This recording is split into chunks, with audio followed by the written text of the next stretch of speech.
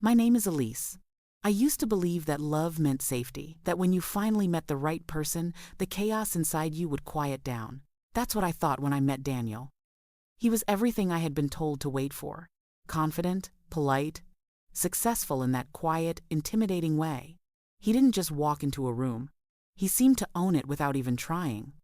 When he looked at me, it felt like being chosen. Like someone had finally seen through the noise and picked me out of the crowd. We met at a friend's dinner party. He laughed at my jokes, remembered small things I said, like the kind of wine I liked and how I hated rainy mornings. By the end of the night, I was certain that he was different. He didn't rush me. He didn't play games. He texted when he said he would, called when he promised. My friends said I was lucky. He's mature, grounded, they told me. I believed them. Our wedding was small, intimate. His vows were calm and rehearsed, every word precise. But I took that as sincerity. Everyone said we looked perfect together, he in his tailored suit, and me in my simple lace dress. For a while, it really did feel perfect. He opened doors, pulled out chairs, made coffee every morning. He listened, or at least, he seemed to. It wasn't until much later that I realized how silence can feel like listening when you desperately need to be heard. I remember one evening, a few months after the wedding, when I laughed too loudly at a story during dinner with his colleagues. Daniel's smile didn't falter, but his hand tightened slightly around mine under the table. Just a little pressure, almost nothing. Afterward, in the car, he said softly, "You get a bit carried away sometimes, don't you?" It was such a small thing. His tone was light, almost teasing. But something in his eyes told me it wasn't a joke. I apologized, though I didn't know exactly for what. He smiled again, kissed my cheek, and turned on the radio. The moment passed. But that night, I couldn't stop replaying it. Something invisible had shifted. I didn't know it yet, but that was the first cut. It started so subtly that I almost missed it. A raised eyebrow when I put on a dress he didn't like. A pause too long before saying, "You look nice." A sigh when I laughed at something on TV. Little comments, dropped like crumbs I didn't realize I was meant to follow. "You used to wear your hair differently. It looked better that way. That color doesn't really suit you, it makes you look tired. You're so emotional lately, are you okay?" Each one seemed harmless on its own. Thoughtful, even. But they piled up, slow and steady, until they began to sound like truth. I started checking myself before speaking, rehearsing casual phrases in my head so I wouldn't sound too dramatic. When we went out with friends, I caught myself studying his face, searching for signs of approval before saying anything. He never raised his voice, never called me names. He didn't have to. His silence did all the work. When I told him I wanted to meet my friend Claire for coffee, he smiled and said, "Of course," but then added, "You've said she complains a lot, right? Don't let her negativity rub off on you." The next time, I canceled. He never asked me to, but I could tell he was pleased. That became our rhythm, me shrinking a little each day, while he called it compromise. I began to believe that maybe he was right. Maybe I did overreact, talk too much, dress wrong, think wrong. It was easier to let him lead, easier to be agreeable. Some nights, I stood in front of the bathroom mirror, brushing my hair in slow mechanical strokes, wondering when I had started flinching before speaking. Daniel would walk past and say, "You're beautiful, you know that?" And I would smile, even as something inside me whispered that he was the only one left who thought so. And maybe, just maybe, that was exactly what he wanted me to believe. It wasn't a demand. Daniel never demanded anything. He suggested. "You've been so stressed with work lately," he said one evening as he poured wine into my glass. "You hate your boss and you're barely sleeping. What's the point in exhausting yourself for people who don't value you?" He was so gentle, so reasonable. He offered me comfort while slowly nudging me away from the world. I had been working at a marketing agency for years. I liked the pace, the creativity, the sense of achievement, but I had been tired lately, and he knew exactly when to plant the seed. "If we're planning to start a family eventually," he said, brushing his hand along my shoulder, "wouldn't it be nice to just breathe for a while? Focus on yourself. Focus on us." And just like that, I handed in my notice. I told myself it was a break, a sabbatical. I'd pick up freelancing here and there, maybe go back in a few months.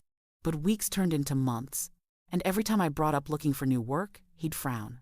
Why would you want to go back to that toxic place? Then it became, but who would cook dinner if you're working late again? And later, isn't it better when I can come home and you're here? At first, my friends texted, "Where have you been? You've gone ghost. We miss you." I meant to reply. I really did. But somehow, I always got distracted by errands, by chores, by Daniel's subtle frowns whenever I mentioned seeing them. "Claire's exhausting," he said once. "You're always drained after talking to her. Maybe that's not good for you right now." I believed him. Or maybe I just didn't want another quiet argument, the kind that never really started but always left me feeling guilty. Slowly, the messages stopped. Invitations dwindled. And I told myself it was fine. That this was just growing up, prioritizing marriage. But deep down, I felt the shift. The apartment grew quieter. My world smaller. I had traded deadlines for dinner plates, coworkers for silence. Daniel said I looked more relaxed, more at peace. But all I felt was alone. There were no bruises, not the kind you could see at least. No screaming matches, no slammed doors, no broken dishes. Only silence and small shifts, words that curved just enough to bruise without breaking skin. He'd say, "You're too sensitive," whenever I flinched at a comment. Or, "I was just joking," after something that made my throat tighten. When I forgot to buy oat milk one afternoon, he looked at me for a beat too long and said, "I just don't understand how you mess up the easiest things." His tone was mild, like he was explaining a recipe, but it echoed in my chest for hours. I apologized twice. He didn't respond. That night, he made himself a separate dinner. We ate in silence, and I told myself I deserved it, that I had let him down. He didn't call me names, but he did ask, casually, "Have you been gaining weight?" He said he liked me softer, but there was always a but. And when I didn't laugh at one of his jokes in front of his friends, he waited until they left before saying, "You made it awkward." Everyone could feel it. I began to measure every word, every gesture. I read his mood like weather, trying to stay ahead of the storm even when the skies seemed clear. He would wrap his arm around me in public, smiling like everything was perfect, and behind closed doors, he'd retreat into silence for days if I said something he didn't like. "You're lucky," he reminded me once, when I asked if we could maybe go out more. Other men wouldn't be as patient. I could have married someone with less baggage. I stood frozen, unsure if he meant it, or if I was once again being too emotional. I nodded. That was easier than arguing. I began to see myself through his eyes, fragile, annoying, a burden. And yet, somehow, lucky, because he hadn't left, because he stayed. Because, as he so often implied, no one else ever would. Mornings used to be my favorite. Sunlight slipping through the curtains, coffee brewing, the quiet promise of a new day. Now, they felt like judgment. I'd catch my reflection in the hallway mirror and pause, almost startled. My skin looked dull, my eyes heavy, the corners of my mouth pulled down in permanent exhaustion. I'd stare, trying to find the woman I used to recognize, the one who laughed loudly, wore red lipstick, left the house without second-guessing every detail. But she wasn't there. Daniel's voice lingered in the back of my mind, repeating little things he'd said over time, each one carving deeper. "You've really let yourself go lately. You don't make an effort like you used to. You're not like other women. You're simpler. That's what I love about you." It sounded like affection, but it wasn't. It was ownership disguised as love. I started avoiding places that once made me happy. When Claire invited me to her birthday dinner, I said I wasn't feeling well. When my sister asked if I wanted to go shopping, I claimed I was busy. I wasn't. I was just tired of the feeling that everyone could see what I had become. A woman who smiled too much in public to hide the emptiness underneath. Even getting dressed turned into a quiet war. Daniel never said no to what I wore, but his silences said enough. One glance, one pause too long, and I'd change. I began to dress like I was trying to disappear. Loose sweaters, muted colors, hair tied back. He said he liked me natural, and I wanted so badly to please him.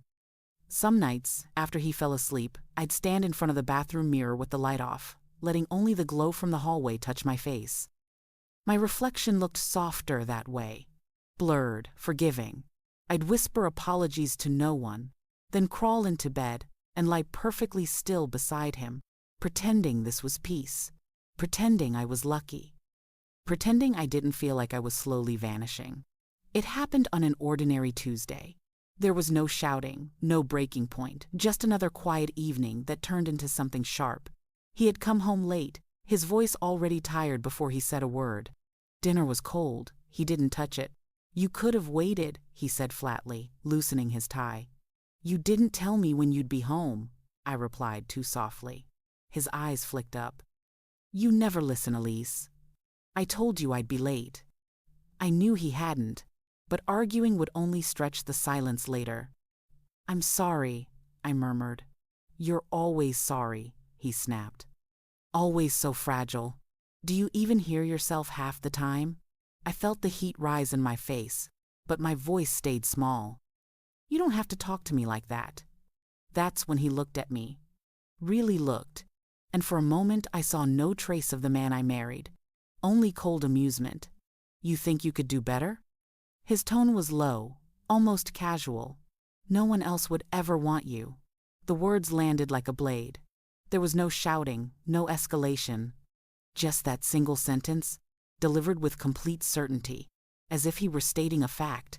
Something in me cracked quietly, invisibly, like glass under pressure. I didn't cry, I didn't scream. I just stood there, staring at him while he walked past, unbothered, muttering something about taking a shower. I stayed in the kitchen long after he left the room. The food on the table was untouched, congealed. My hands shook as I reached for a glass of water, but I didn't drink it. I couldn't taste anything anymore.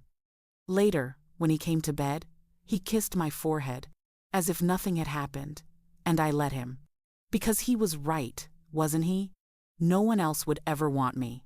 At least, that's what I believed until the day I stopped believing him at all. The days blurred together like fog on glass, soft, shapeless, and heavy. I moved through them like a ghost in my own home. I did the dishes, folded the laundry, smiled when Daniel spoke, and nodded when he told me he was heading out. I answered his questions before he asked them, stayed out of the way when he was in a mood, and thanked him when he remembered to text me goodnight. I wasn't angry, not yet, just still, numb. After he said it, no one else would ever want you. Something inside me went quiet, not broken, not even bruised anymore, just silent. It was a dangerous kind of silence, the kind that holds breath before a scream, the pause before thunder. Daniel didn't notice anything had changed.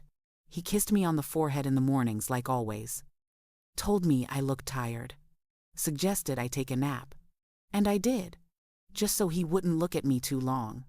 But behind my eyes, something began to stir. I don't know what shifted exactly.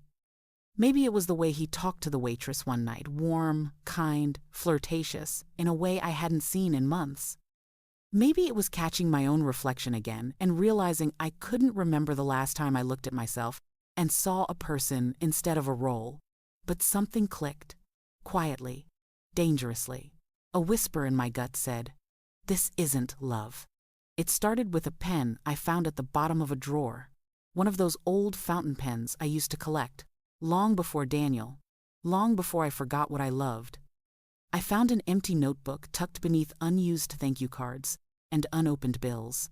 I hesitated at first, sat with the pen in my hand for almost half an hour, heart racing like I was about to commit a crime. Then, in tiny, careful letters, I wrote, "He said no one else would ever want me." The ink bled slightly into the paper, and I watched the words until they stopped trembling. The next day, I wrote again. I wrote about the girl I used to be, the one who stayed out late with friends, who made mistakes, who wore bright lipstick and laughed too loud and didn't apologize for either. I wrote about the first time Daniel made me feel small and how I convinced myself it was love. I wrote about the little ways he erased me, the job I left, the friends I lost, the mirror I avoided. The pages filled fast. Not elegant prose, not poetry, just the truth. Raw and tired and finally free to exist somewhere. I hid the journal between the extra sheets in the linen closet. Daniel never touched the linens. I started to look forward to those moments, late at night, when the house was still and I could slip into that secret world. I didn't recognize the woman on the page yet, but I wanted to. She remembered who she was, and she was starting to remember who she could still become. It happened by accident. I was looking for an old winter scarf. Daniel liked the heat high, even in fall, so I kept the heavier things buried in a storage box at the back of the closet. As I pulled it out, the lid slipped free, and everything spilled onto the floor. Not just scarves and gloves. There were old photo albums, a sketchbook I hadn't seen in years, a pair of red heels I forgot I owned, and at the very bottom, a box of Polaroids tied with string. I sat on the floor, cross-legged, surrounded by pieces of the woman I had once been. There I was, barefoot in a field, arms wide, eyes shut, laughing at the sky. Another one on stage at a poetry open mic, clutching a notebook, flushed and radiant. Me, covered in paint, smiling at the camera with stained fingers and wide eyes. I stared at that face for a long time. She looked so alive, so full, I barely recognized her.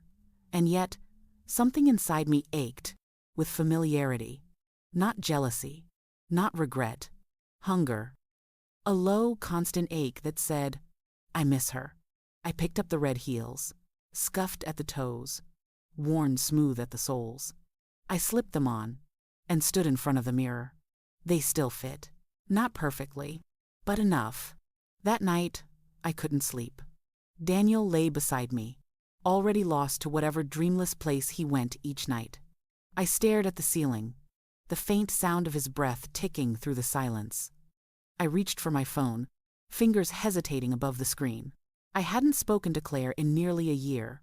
The last message I sent was left on read, and I'd told myself that meant she had moved on. But maybe, just maybe, it meant she was waiting for me to come back. I opened the chat and typed slowly, Hey, I know it's been a long time. I miss you. I stared at it for a full 5 minutes before hitting send.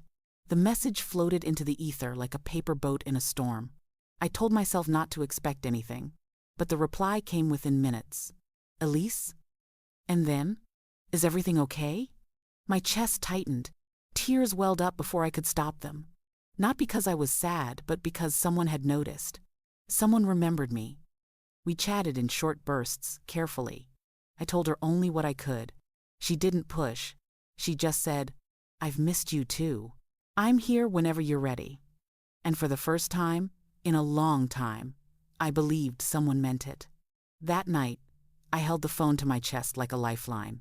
And in the dark, something stirred. I wasn't just remembering who I was beginning to return to her. It began with a fake invoice, a dummy document I created on my laptop, left open just in case Daniel walked past. Tax stuff, I'd say with a smile, and he'd grunt and walk away, uninterested. He never looked too closely at anything that didn't concern him directly. That was his weakness, assuming I was harmless. I wasn't, not anymore. I signed up for an online copywriting course through a freelance platform. It wasn't much, just a few modules at first, but I stayed up late every night, earbuds in, listening to lectures while Daniel slept next to me, oblivious. I started writing again. First ads, then blog posts. Clients came slowly, but they came. I created a separate email, a new bank account, and moved money into it like it was something sacred. Every dollar felt like a step back toward myself. I designed a simple logo, built a portfolio, and told no one. I learned how to edit audio, how to write SEO content, how to pitch clients in 4 lines or less. It was the first time in years I had used my mind for myself. It felt like defiance. I worked in the quiet hours before dawn and after dusk, when the house was still and Daniel was asleep or away.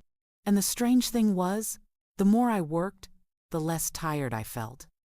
The numbness started to melt. My thoughts got sharper, my spine straighter. I didn't say a word, but inside, I was loud. The bag was plain black, no logos, nothing flashy. I kept it in the trunk of my car, tucked behind a blanket and a worn umbrella, just in case Daniel ever looked. He never did. I told him I was going to the library, or picking up groceries, or walking at the park to clear my head.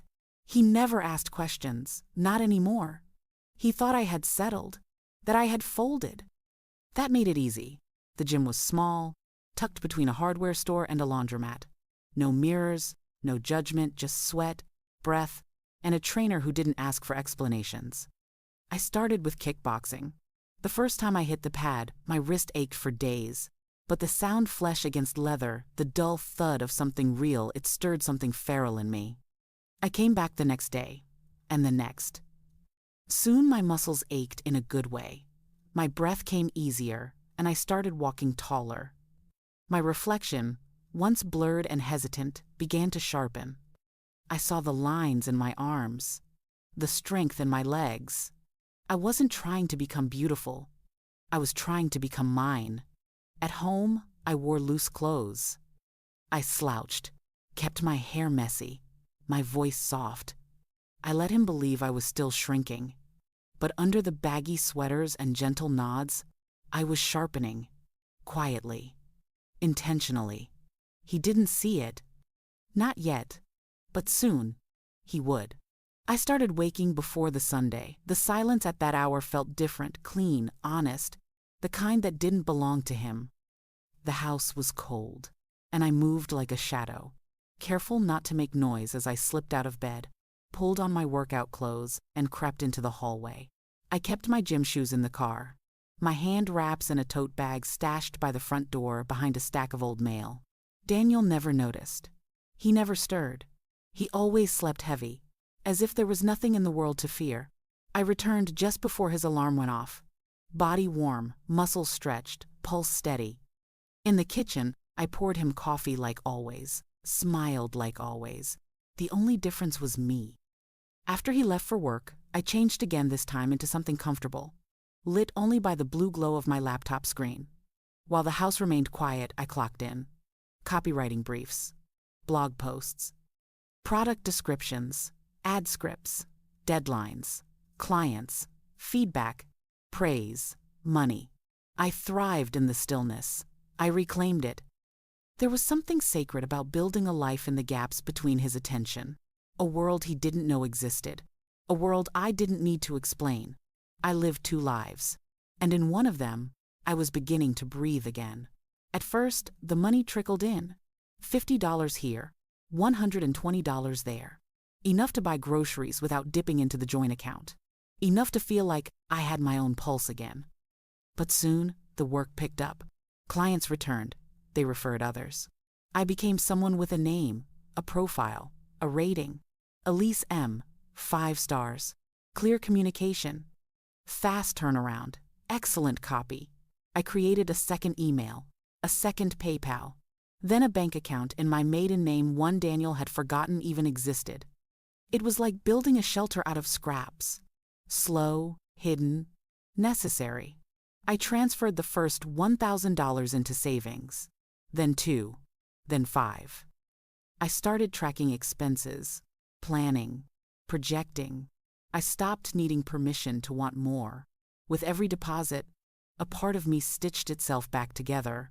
I bought a new pair of shoes, nothing extravagant, just practical, supportive. Something Daniel wouldn't notice. I paid off an old credit card. I upgraded my laptop with cash, no questions asked.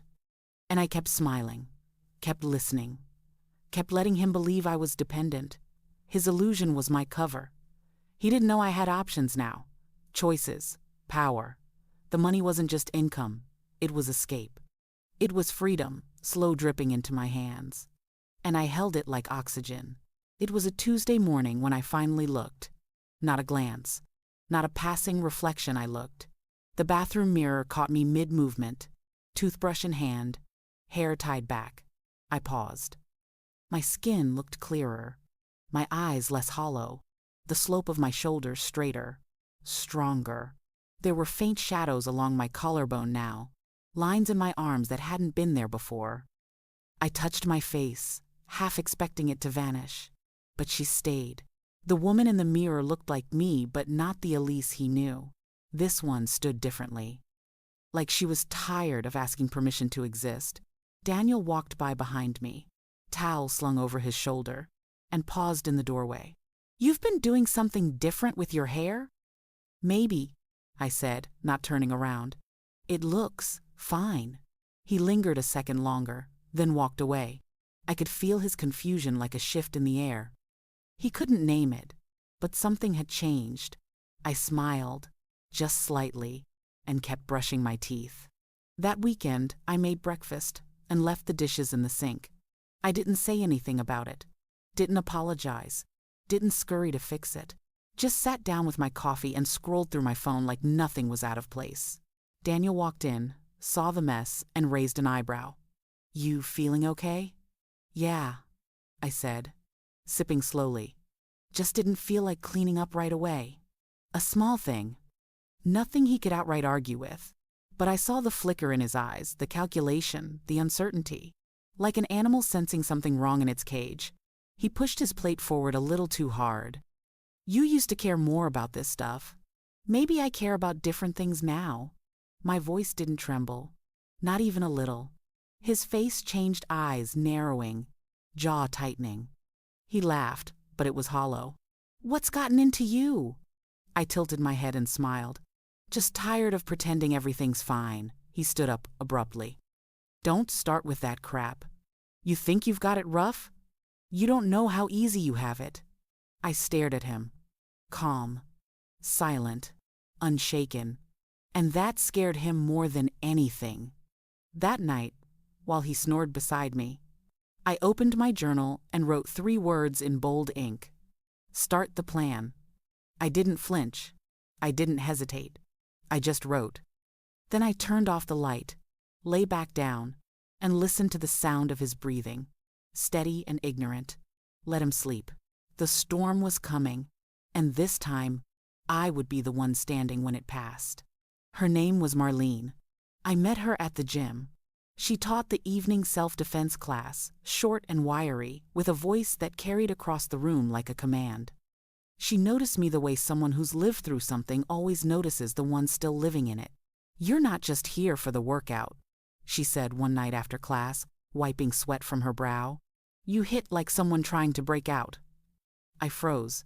For a second, I felt exposed, peeled open by a stranger. Then I nodded. She didn't push, just handed me a water bottle and sat down next to me on the bench. "You ever need to talk?" she said, eyes steady. "I've been there. I know how it starts. I know how it ends if you don't choose something else." The next time we met, I stayed after class. We sat in the locker room under humming fluorescent lights, while I told her, carefully, quietly, pieces of my life. She didn't react with pity, just understanding. She gave me the name of a woman she trusted, a lawyer who gets it and doesn't ask the wrong questions. "You don't need to wait until it gets worse," she said gently. "You're already drowning." I stared at the floor, tears burning behind my eyes, and whispered, "I don't know where to start." "You just did," she replied. Once the idea was real, I couldn't unsee it. Escape. I had whispered the word in my head for years, but now it had edges, form, shape. I met with the lawyer Marlene recommended. Her name was Clarissa. She didn't wear power suits or act surprised when I told her everything. She nodded slowly, her pen moving quickly across yellow-lined paper. "Do you have access to bank records?" "Yes." "Your name on the lease?" "The deed." "Good," she said. "Let's talk timing." That night, I opened a new folder on my computer, labeled Groceries. Inside, I saved screenshots of his texts, ones that dismissed, insulted, ignored. I took photos of the journal entries I'd written, timestamps and all. I snapped pictures of bruises he didn't leave, but that still marked me screenshots of days I didn't get out of bed, nights I slept with the bathroom light on. Evidence of erasure.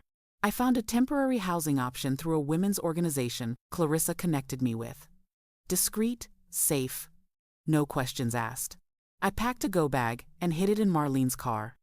She offered before I asked. "No one checks my trunk," she said with a wink. I began to withdraw money in small amounts, transferring them to the private account under my maiden name. A little here, a little there, enough to live, enough to leave. Every night, Daniel lay next to me, convinced I was his. Every morning, I smiled like I still believed I was. But the truth was, I wasn't his anymore. Not even a little. I was already halfway out the door, he just hadn't seen it yet. He started watching me. Not openly, not with questions, but with glances that lingered too long and silences that stretched into tension. He'd stand in the doorway while I folded laundry and ask, "What were you doing all day?" His tone was light, but his eyes scanned the room like he was looking for evidence. "Same as always," I'd reply with a smile. Tidied up, groceries, worked on a few things.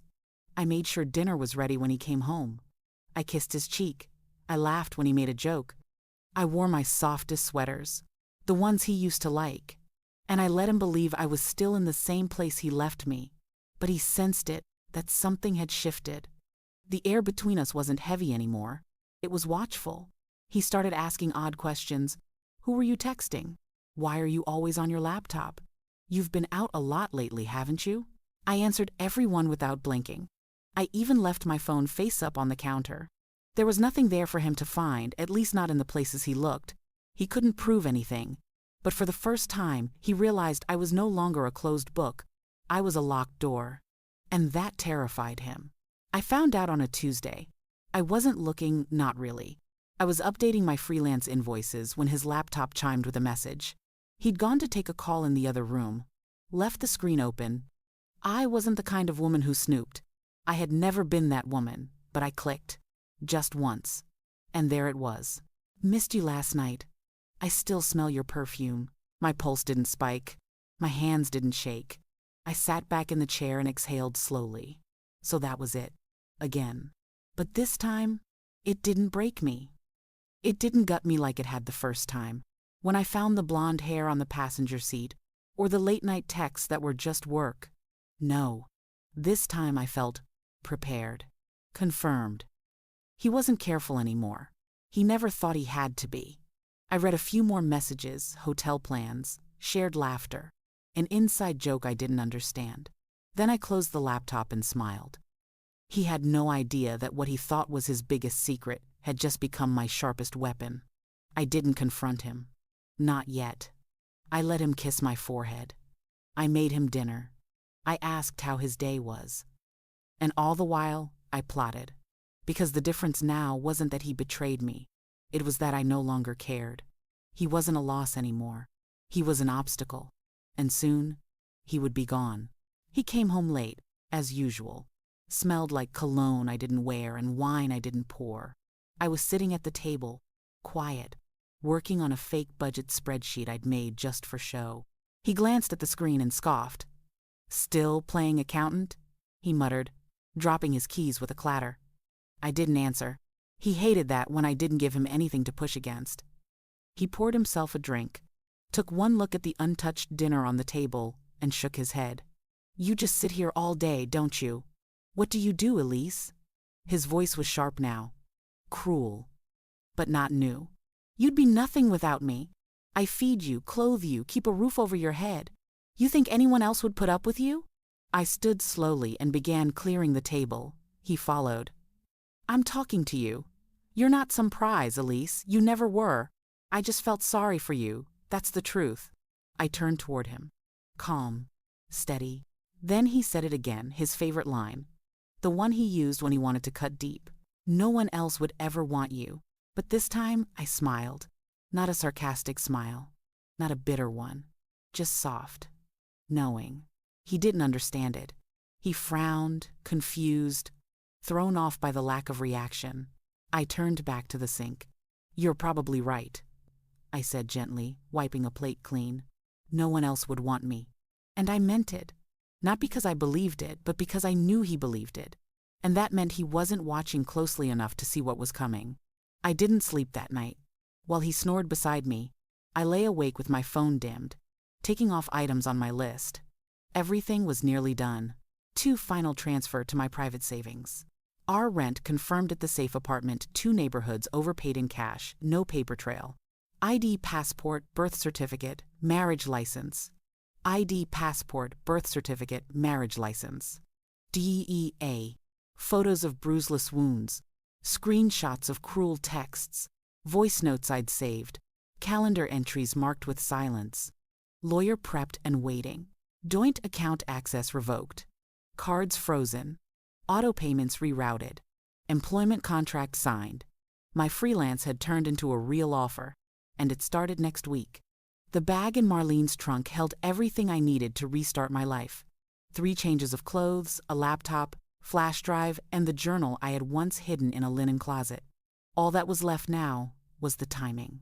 I watched him sleep, sprawled and snoring, drool at the corner of his mouth. The man who once made me feel chosen, special, small, he'd wake up in 2 days and find me gone.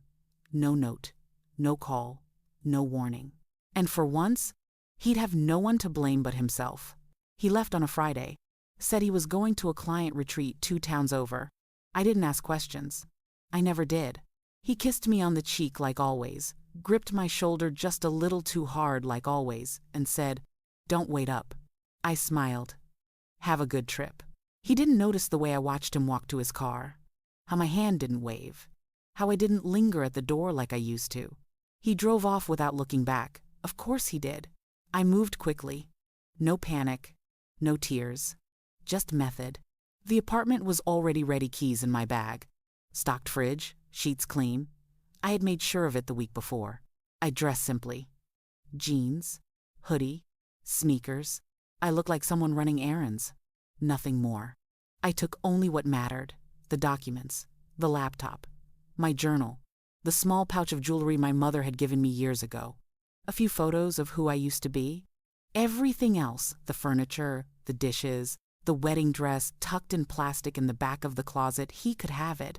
Let him keep the cage. I stood in the living room for one last moment, just a breath. It was still, but not peaceful. I didn't feel grief. I felt weightless. I left the keys on the counter and walked out the front door without looking back, just like him. The house was quiet when I closed the door behind me, but I didn't need to be quiet anymore. I placed the envelope on the table, centered, deliberate. Inside was a single piece of paper. No anger, no pleading, no explanation. Just this: "Daniel, you were wrong." Elise. No signature, no return address, nothing more. Because there was nothing more to say. He wouldn't understand it at first. He'd check the bank account, see it frozen.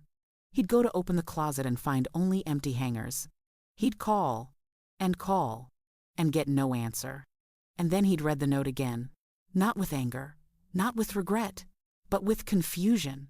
Because for the first time he'd realize I had left quietly.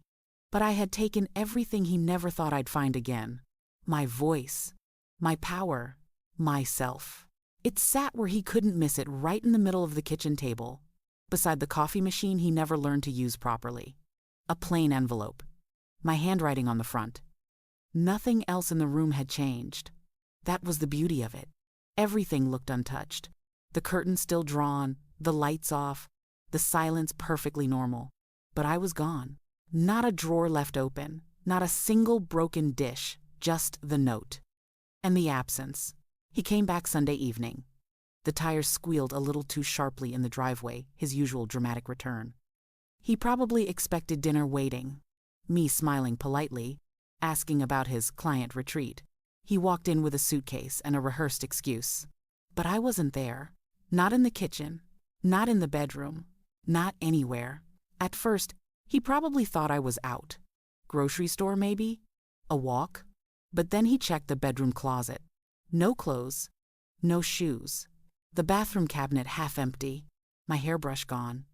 My lotion gone. He must have stormed back into the kitchen, eyes narrowing. That's when he saw the envelope. He opened it. 3 words. "You were wrong." That was it. No anger, no explanation. no return path. Because I didn't owe him closure. The texts started that night. Where are you? What the hell is this? Call me. You're overreacting. Elise, come home. I didn't answer. He called twice, then 5 times, then 10. By morning, I had 22 missed calls. I watched them roll in from the safety of my new apartment, sitting cross-legged on the floor with my laptop open and a hot cup of coffee in my hand. Sunlight poured through clean windows. His panic didn't touch me. I'd turned off read receipts. I let his messages sit, unread, unanswered, each one a reminder of how little power he had now. The man who once controlled every corner of my life couldn't even get me to reply. And that silence was finally mine.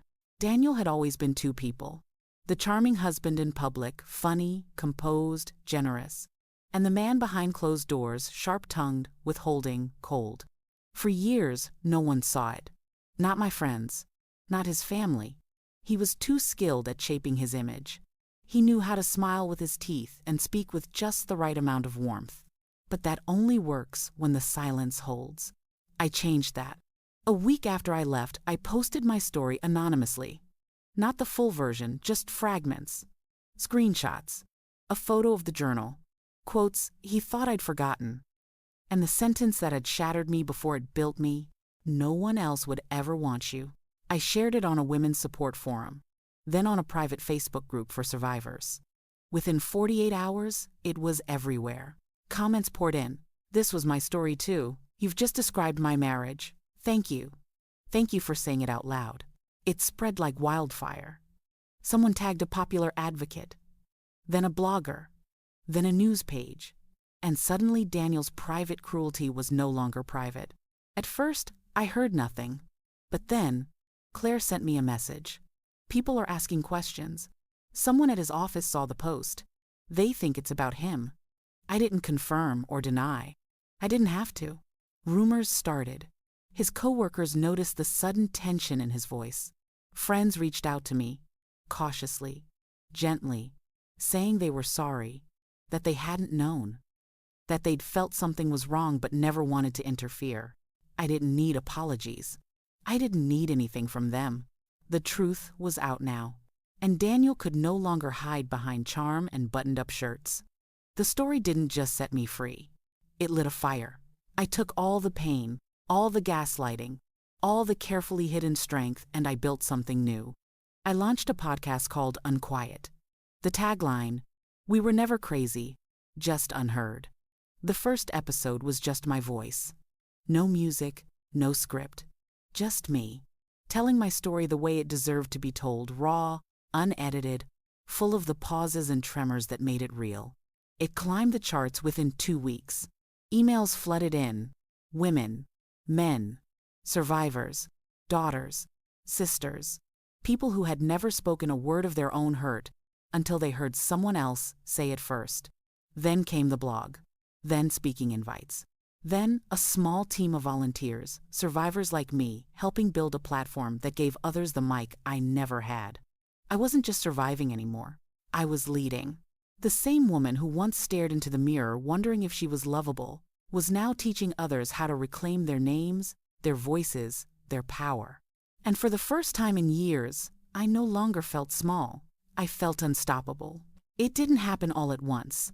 Men like Daniel don't collapse in a single dramatic moment. They unravel, slowly, thread by thread, still believing they can hold it all together. The complaints at work started first.